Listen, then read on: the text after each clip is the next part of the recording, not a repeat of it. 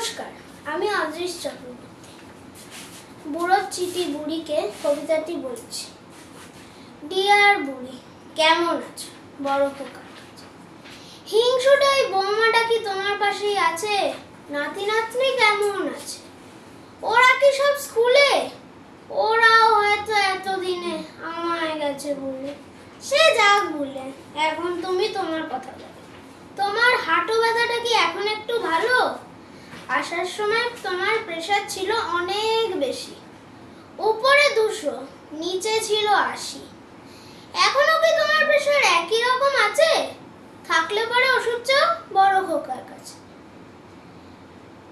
এসেছিলাম, সুগারটাও তো বেশি তোমার, মিষ্টিটা কম খেয়েও মাঝে মাঝে সুগারটাকে চেক করিয়ে।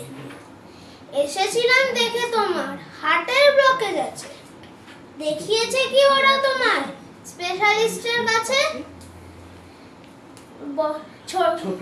ছোট খোকার কাছে থাকি, ভীষণ কষ্টে আমি। বৌমা আবার বলে নাকি আমার থেকেও কুকুরটা তার দামি।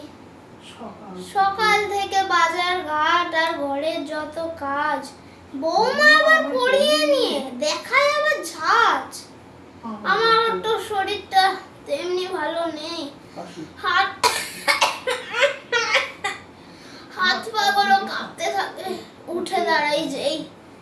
কি আর করব, এটাই হয়তো বুড়ো হওয়ার জ্বালা।